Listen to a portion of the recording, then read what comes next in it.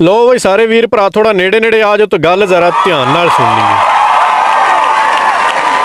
आजकल एक फसादी पलटून अक्सरों बेशतर ही ये कहते पाई जाती है कि इमरान खान के जलसे में एक औरत ये कहती है कि इमरान खान मौजूदा सदी का पैगंबर बन चुका है तो उसे रोकना इमरान खान की जिम्मेदारी थी, लिहाजा इमरान खान इस जुर्म में बराबर का शरीक माना जाएगा। औरत ने क्या कहा सुनिए। इमरान खान इस सदी का पैगंबर बन चुका है।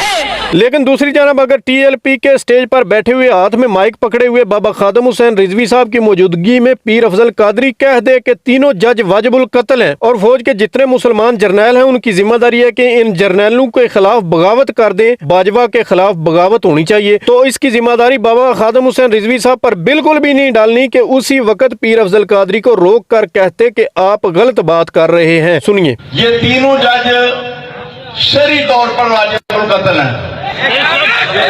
फौज के जितने मुसलमान जर्नैल हैं उनकी जिम्मेदारी है कि इन जर्नैलों के खिलाफ बगावत करते हैं, बाजवा के खिलाफ बगावत होनी चाहिए फौज में। औरत वाले मामले में इमरान खान को जिम्मेदार ठहराना है और पीर अफजल कादरी वाले मामले में खादम हुसैन रिजवी और उनके रुफाका पर जिम्मेदारी नहीं डालनी, क्योंकि मुनाफिकों की अपनी तरजीहात होती हैं।